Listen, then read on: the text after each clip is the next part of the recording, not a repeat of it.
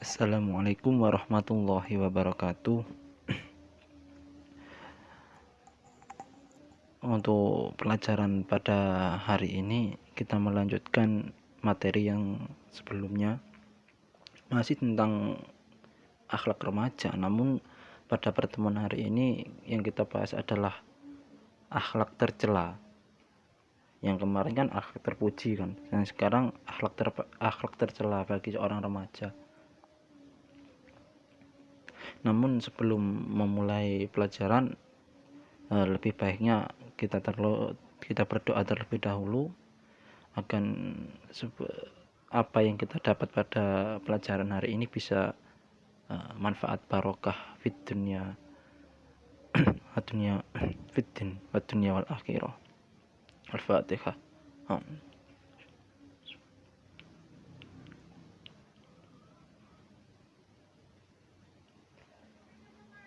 Langsung mawon nggih. Niki paling saya tidak terlalu panjang untuk menjelaskan karena semua hal-hal yang ada pada bab ini itu sudah mungkin beberapa teman-teman sudah bisa memahami sendiri kan. Cuma saya di sini jatuhnya untuk mengedukasi kan, untuk mengenalkan bahwa ini loh gak boleh, ini loh haram, ini loh, paling cuma gitu doang kan.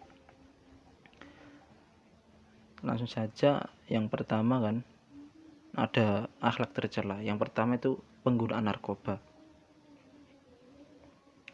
atau bisa disebut dengan narkotika. Dalam Islam disebut hasyaisi, yang hukumnya jelas haram karena memabukkan atau termasuk khamr.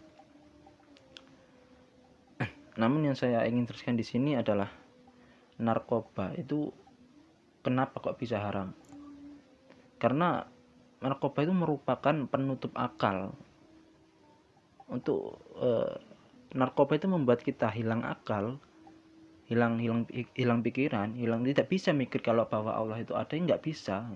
Itu yang diharamkan bagi narkotika. Pokoknya jelas ya kan, di sini itu kan narkoba itu haram, banyak sekali jenis-jenisnya. Narkoba itu banyak sekali karena saya mempunyai beberapa teman kan yang suka narkoba, yang suka minuman keras dan lain sebagainya. Itu saya punya teman yang seperti itu kan.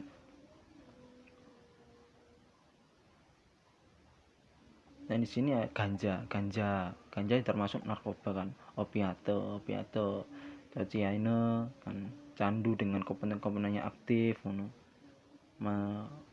Pil iku masuk nggih narkoba. Mantun niku napa kecubung. Sampeyan tau ngerti kecubung iki lek sampeyan pangan iki mendem. Wis padha kaya narkoba iki. Wis pokoke iku gak oleh kan. Nang agama, bahkan negara ya gak oleh. Terus yang kedua ini ada minuman keras, khamr. Dalam bahasa Arabnya khamr. Dari segi bahasa artinya penutup akal, sedangkan menurut istilah khamr adalah segala jenis minuman atau lainnya sehingga menjadi mabuk dan hilang kesadaran. Pokok intinya iku khamr ambek narkoba iku padha ae kan. Padha-padha gak oleh, padha-padha harame, padha-padha menghilangkan akale, ya kan. Terus ada hadis yang mengatakan kalau minum setetes arak atau khamr itu sholat kita tidak diterima selama 40 hari. Iku bahkan setetes lah, lek sampean nginum botol. Sak botol ki pirang tetes ngono kan. Aja sak botol wis sak gelas iki pirang tetes ngono. Ya iku salate sampean iku wis gak diterima pirang tahun ya. Coba sampean hitung dhewe.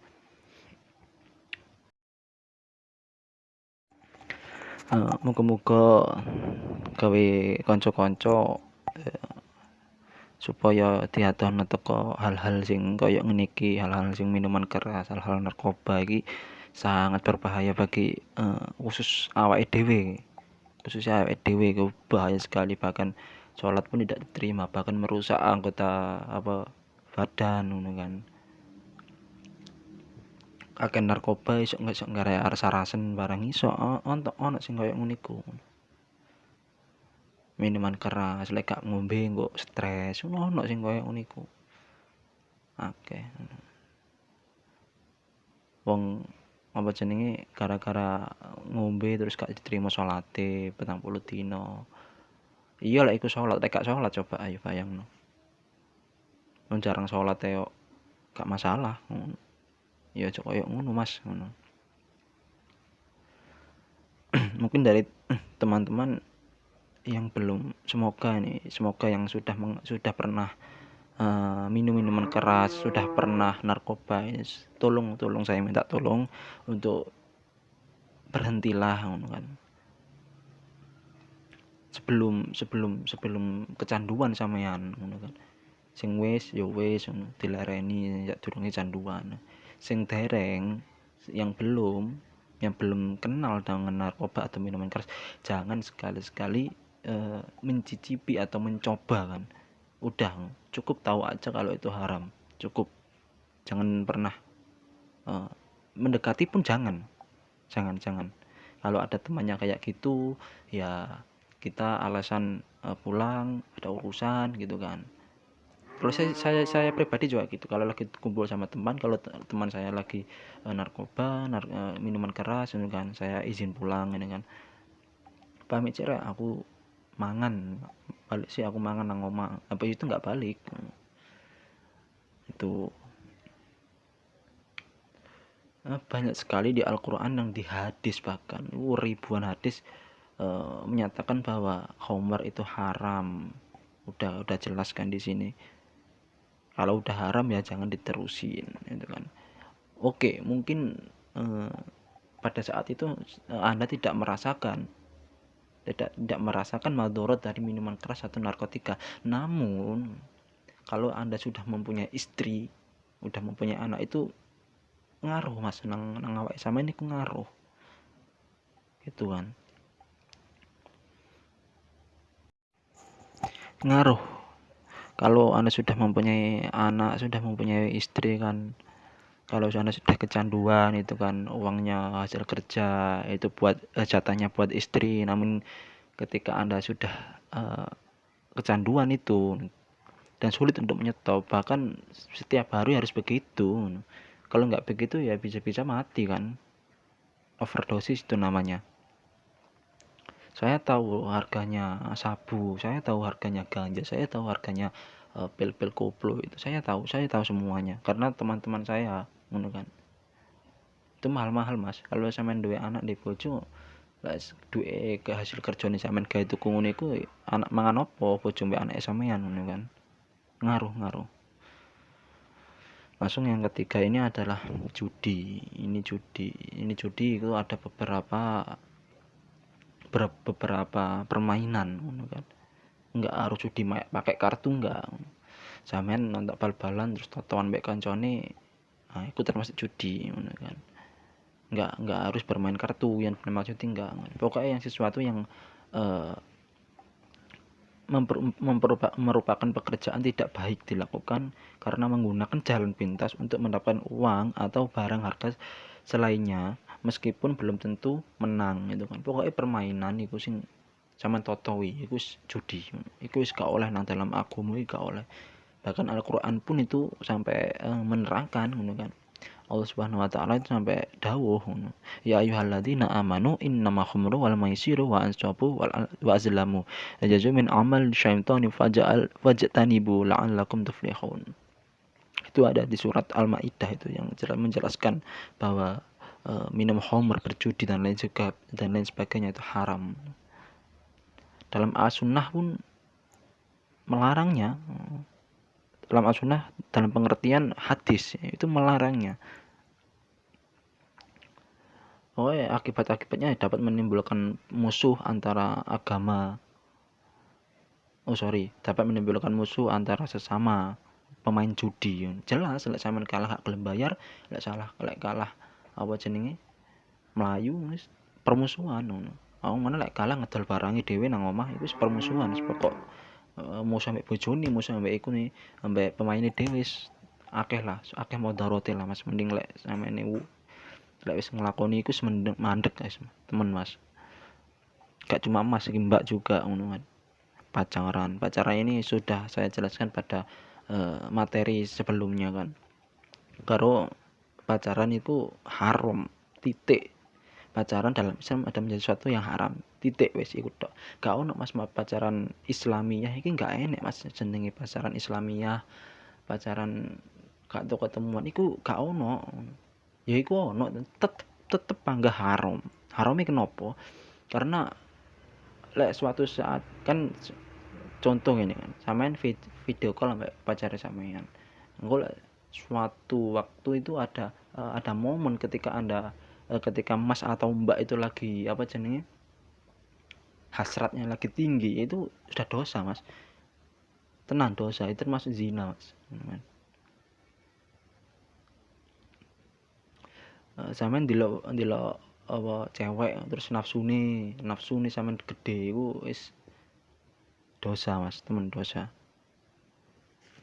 Hubungan mahram ambek hubungan non mahram iku wis pokoke gak oleh lah dilakoni pacaran iku nang agama lah.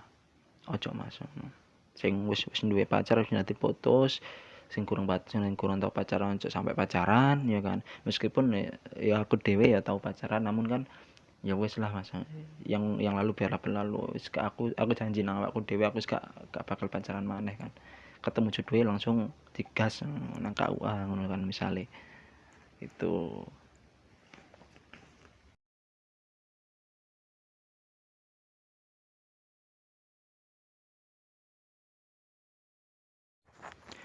ya kalau mempunyai perasaan atau mempunyai rasa suka kepada seseorang, oh itu wajar kan.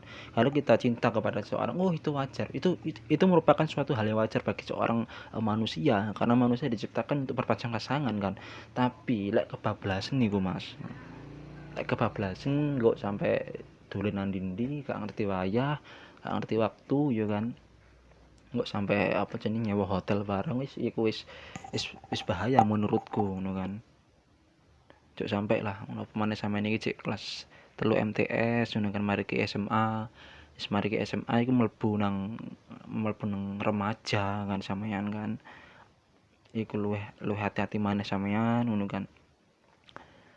Luwih hati-hati karo lelaki-lelaki buaya itu. Mari iku mlebu maneh nang kuliah lek sampeyan kuliah ngono kan.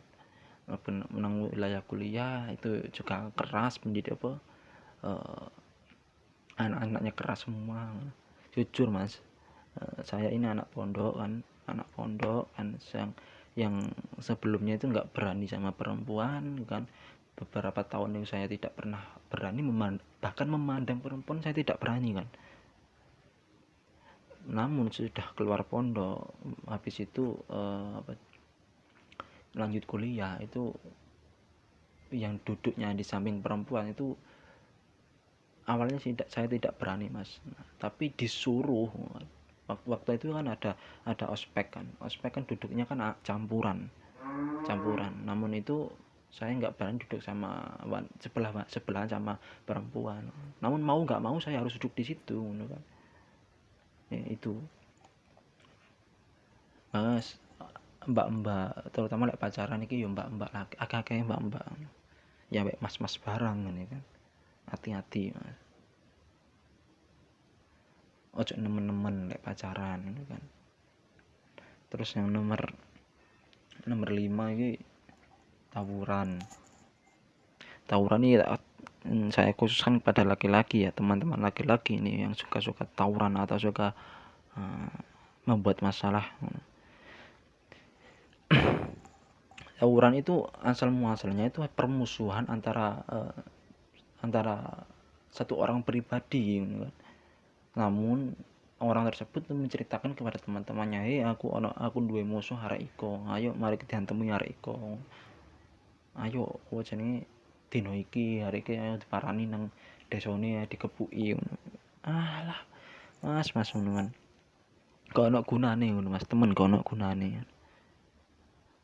Terus mari ku lek arek iku bonyok kabeh kan, mari ku arek iku gak trimo sampean sing dikepuki lho. Gak enek gunane Mas, pokoke salingan teman-teman iki gak enek gunane Mas. Lek ngono iku malah sampean gak ngetokno lanange ngono. Lek sampean emang bener-bener lanang nyelesaikno masalah ngono kan.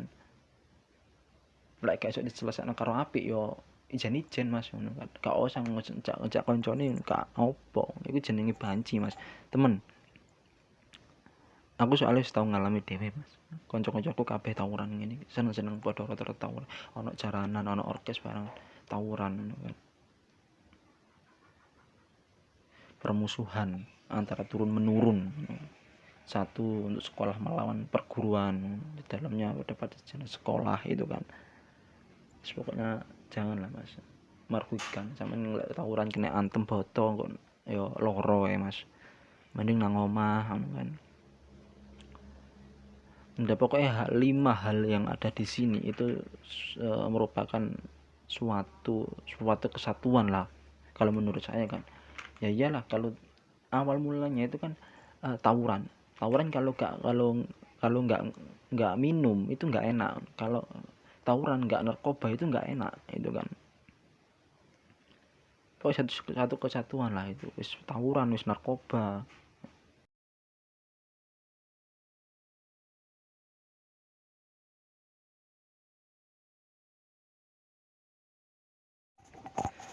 Dan selanjutnya ini yang terakhir ya, solusi penyimpangan pergaulan. Ya yang pertama jelas lah sadar diri Mas, kesadaran diri sendiri Mas. Sampean iso gak nglakoni ngombe, sampean iso gak nglakoni pacaran, tapi kesadarannya diri awake sampean dhewe ngono. Iku penting banget Mas untuk menyelesaikan penyimpangan. Dengan adanya kesadaran diri, tiap individu berhenti melakukan penyimpangan atau membantu dalam menyelesaikan penyimpangan yang terjadi. Meningkatkan keimanan, ketakwaan, itu jelas. Perbanyak zikir. Lek sampean delok arek wedok ayu, subhanallah. Tapi di sisi lain iku banyak zikir. Astagfirullah. Aku kok oleh pacaran, aku seneng tok gak apa-apa. Aku cinta tok gak apa-apa, aku sayang tok gak apa-apa, tapi aku ojo sampai kelewatan, ojo sampai pacaran gitu. Astagfirullah. Pokoknya akeh zikir Mas. Udah cukup itu ya. Mungkin materi hari ini mungkin pada hari ini saya itu kan pertemuan terakhir kan. Kalau ada misalkan ada percakapan atau perbuatan, ya percakapan lah kan online kan ini, percakapan yang tidak enak atau menyinggung kepada teman-teman, saya mohon maaf sekali, mohon maaf sangat kepada teman-teman ya, karena ini